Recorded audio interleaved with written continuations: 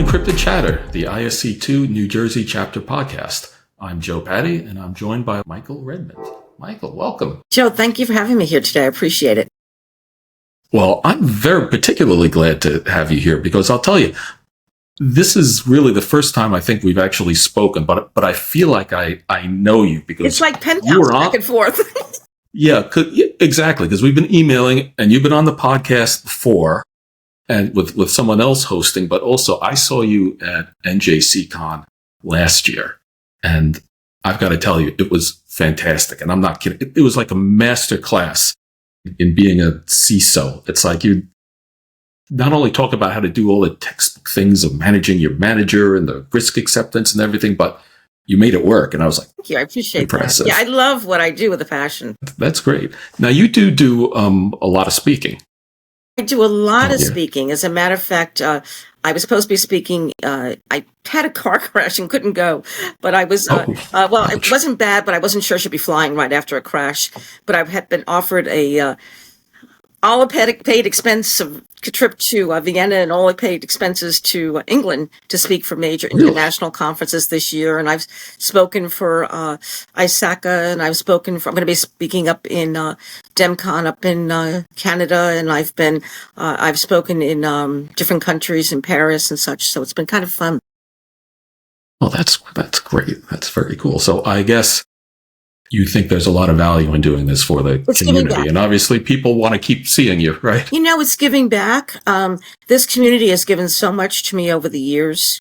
And there's so many, I go to every conference and I take notes and I listen to all the other speakers and I come away with great ideas, and it's my way to give back to them. That's great. You know, that's one of the things that's why I do this. That's why, a lot of us are in the chapter, not just to learn, but to give back. So that's really good. So is there anyone in particular who's been, if not a mentor, then kind of someone, a role model in giving back who you've looked at or you've thought, at some point, I want to be as good as them or I want to do this too? I'd have to say it was a nun from college. She was constantly doing things, and she was just such an innovator. And she felt that one of the corporations on Wall Street needed to have an ethical advisor. And during the year of her sabbatical, she asked if she could work there she was going to just be there. She wanted to be their ethical advisor for a year. They said, we're not allowed to bring anybody on without pay. She said, is that the only reason you wouldn't bring me on? He said, yes. She said, oh, what a shame. She said, aren't you in luck? She said, I'm the only order that's allowed to take pay. She said, I was willing to volunteer, but she said, I can use that pay to go out and volunteer and help other groups and work together. So she let the corporation pay for her full-time salary. And that was her year's sabbatical as opposed to going out doing missionary service, and took her time after 5 o'clock to go out and give to the community with everything she'd learned and set up programs for women coming into technology. And she really was pro about creating opportunities for students to move ahead. So I guess she was my number one mentor. Oh, that's great. Yeah. That's very cool. And nervy. She's the only Catholic nun that was employed by IBM for a year. So IBM, it really was a corporation. No, she said, if you're going to go for it. Don't settle for second best. Just go for it. Okay, and that's been I'd like, wow. Her attitude was, if you're going to get turned down by the best. I guess so. That's interesting because I have heard of that before, because when I was in grad school, I had a professor who was actually a Franciscan priest. And he said, yeah, a couple of us are professors, and, a lot of them in that, but they were like in education. But, I haven't want to be in IBM. It's like, kind of. It was the only one I've ever heard that did interesting. It. And she wound up setting up a program for teachers to go to Russia and Russian students to come here, because she felt there was just a learning between such diverse cultures. And she said that's what she did with her spare time. She set up all these programs around the world. And that was her time after 5 o'clock, hanging around. Oh, that's great. That was her give back. Awesome. I just said, what a great example to give back to business community. And, she was just, had a good, strong understanding. Okay. So that's a bit of the inspiration, but do you have any advice? I think people have a fear of public speaking, but at the same time, I think a lot of people go to conferences and they're like, I think I could do that. I could probably do that, but they kind of don't know where to start or how to get into it. How did you start getting into the whole speaker? Being a theater major helped. Oh, really? You were a theater major? Well, okay. In high school, I took acting classes every day, 3 hours a day, 4 days a week for several years. And then I also had to go to a special school where I auditioned for commercials and such, so that helped a lot. But when I was in college, I majored in business management, minored in secondary ed, knowing I wanted to teach. And I was also majoring in theater, which they converted to communication arts, just because I thought it would be a good skill set to keep me up going. But I had problems with the oratory class. We had to practice getting up and speaking in front of a class. And they said, "You've been acting for years." I said, "That's not playing me. When I get up, I'm me." Right. If they criticize my acting, that's criticizing my the role. That's not criticizing me. And that was a challenge for me. So I can relate to people. And I had to realize, what's the worst that can happen? Maybe I stutter. Maybe I say something wrong. Maybe I look down. Maybe I do other things. But not everybody in life likes everybody anyway. So I said, I might as well be disparting information and helping people. If somebody says, "Well, I didn't like her presentation," it doesn't matter. Did they learn from what I said? And I had to realize that's what's important, not how I said it. But did somebody learn? And that's so when I go in to speak, it doesn't matter if I'm good or not. It matters if somebody learned. And I always ask it every time I finish speaking, "What did you learn today?" And I go around the room. And if I don't get enough people that learned, then I have to tweak it next time. Well, I think you get a pretty good response. I never say, "How did you like the presentation?" because I really don't care if they liked it or not. What did you learn? Makes sense. Okay, so after all that, I have to ask, how did you get to cybersecurity? Same nun. When I was 19, we had same nun. All right. Right out when we were 19, everything we wanted to double do. Threat. Gosh. And I wrote out 5 careers, and technology and such was one of the areas that I had written in a career path. And I did ROTC at Polytechnic Engineering, cross-enrolled in engineering ROTC, while majoring in the communication arts and the business management and minoring in secondary ed. So I was busy. Plus I worked 15 hours a week. But I took a lot of technical classes. It kept my skill sets up. And then I'm retired lieutenant colonel. I did 4 years active duty, 18 and a half National Guard and Reserve. And within that, I was able to work a lot with different technical groups. And then in my jobs, I wound up working for Deloitte years ago. And because of the background I had in disaster recovery and setting up for data centers coming from that industry, getting into there, I wound up getting into cybersecurity and taking classes. And I did a survey knowing I wanted to be a CISO when I grew up. This was decided about 10 years ago when I grew up. So I wrote on LinkedIn and I did a survey. If you could hire a top CISO, is it more important for you at this time that they have CISSP, that they have an MBA in information security, or an MBA in risk management? If you had to pick, which would you pick? I got a 50-50 split on the 2 MBAs. And this was 15 years ago, when CISOs even tended to be a little more technical. So I said, actually, it was 10 years ago. 10 years ago when I actually did the survey. So I've been working as a remote CISO, but wanted to go now to the next level, doing it, I immediately went and registered for an MBA in risk management. And then the day I graduated with actually, I'm very honored to say I had the highest grade point average. And I'm honored. I was so excited because I was doing it while working full time. So I was working full time days and doing it at night. That's awesome. So it was pretty exciting. So it was then the day I graduated, I went home, I relaxed, got up the next morning and started the next MBA. So I had a 12-hour break between my MBAs, and I wasn't finished graduating, and I put on that I would be soon, put it on. Next thing I knew, I was the acting CISO for the city of Louisville, responsible for 43 agencies, while he was on active duty for 14 months. And then when he came back, I was the deputy. So it was very, very, and they took me because of the 2 MBAs. And that was most important to them. And when I did my thesis, each of them, I did one on the risk management. What's going to be the CISO's, what's going to be a risk manager's role the next 10 years? Remember, I just graduated from that 4 years ago. Right. The other one was, what's going to be a CISO's? What do you need from them? What certifications? Where should they be developing? What should they be learning? And that I completed 2 years ago.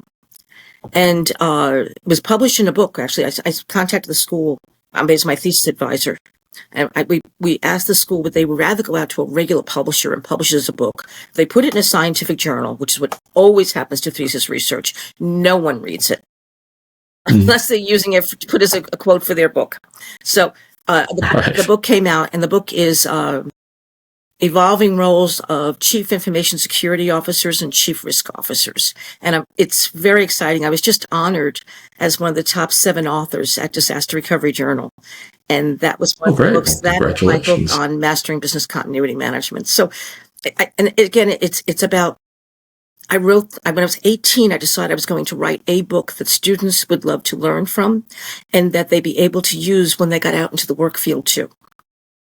And those were my goals. And so this was a must for me, these books.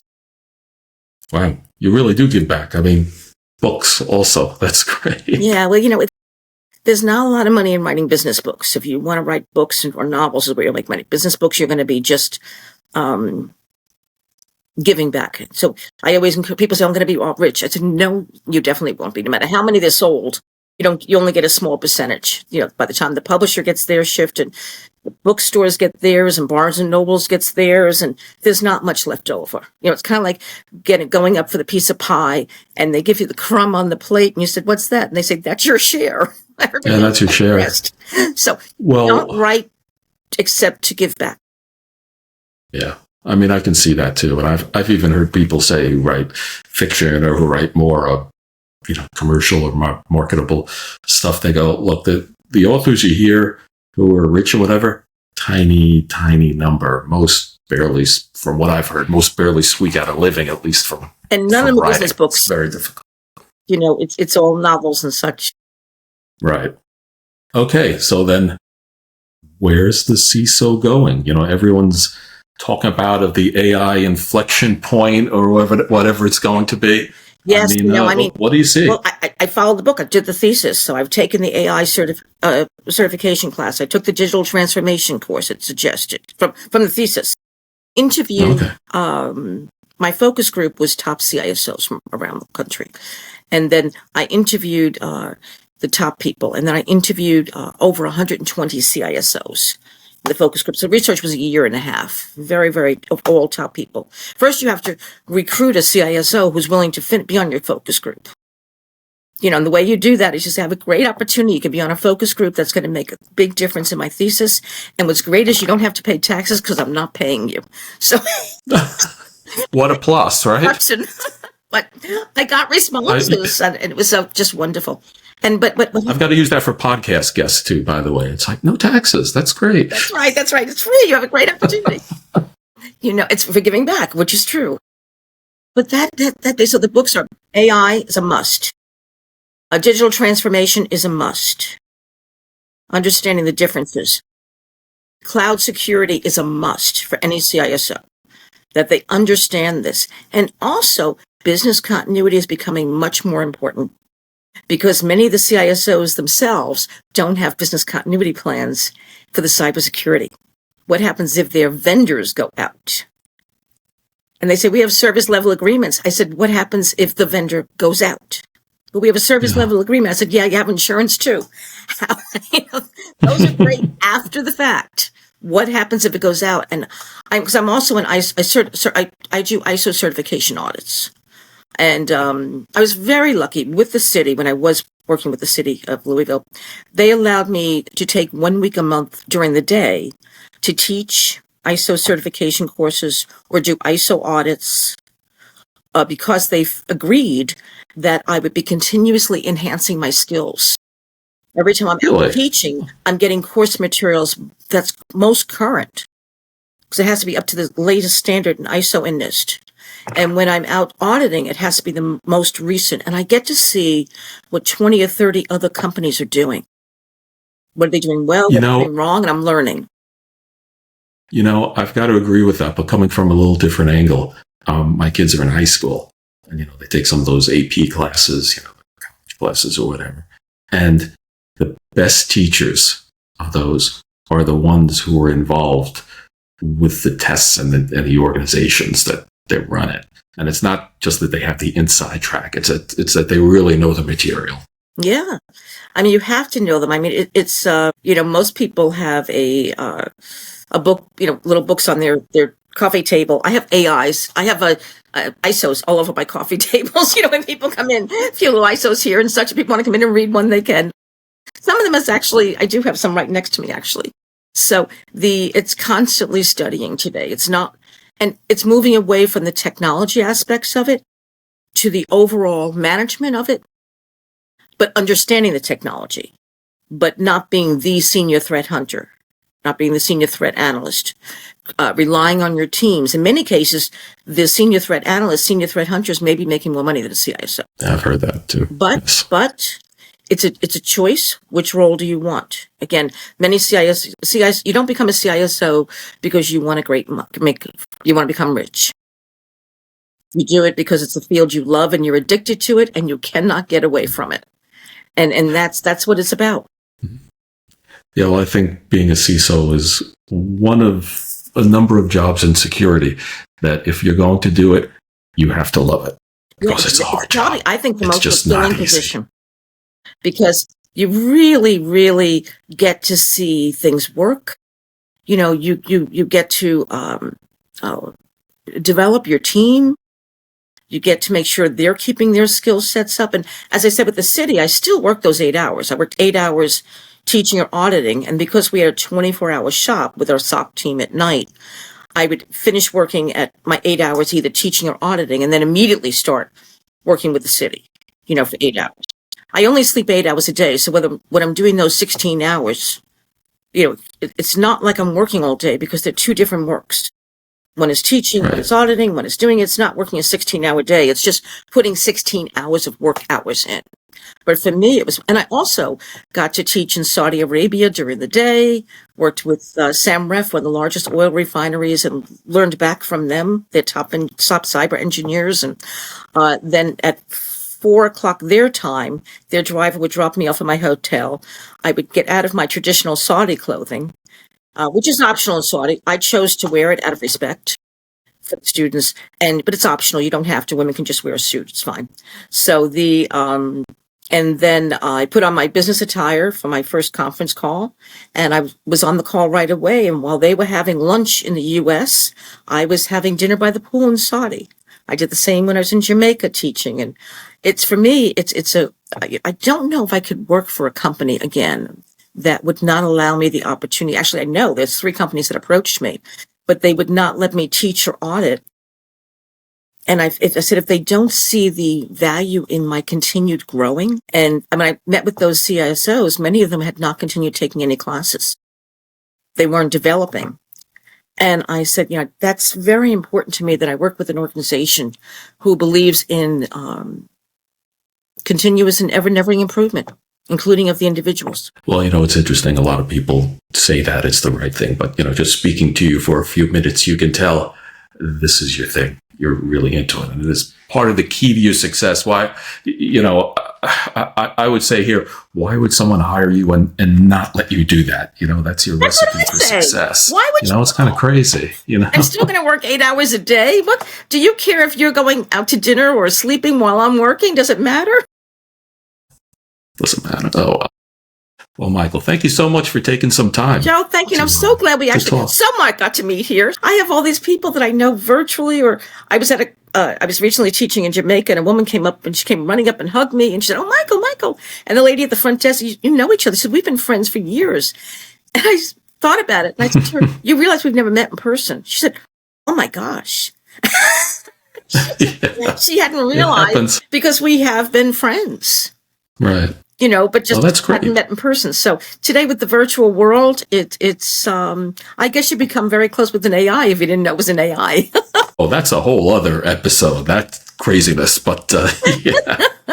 I'm actually speaking on when I go to Canada. I'm going to be speaking up in October on using AI for planning for resources for communities, and also for climate control and being able to estimate climates and such like that. So it's an interesting. I mean, what I really love AI is it's gotten into a whole nother world, and I think that as a CISO, as a technology person, at least understanding some of the tools, Yes, you have to. is a must. Absolutely. Joe, thank you Absolutely. very much for today. I appreciate the time. No, thank you so much. Thanks for joining us. Take care, and thanks, everyone.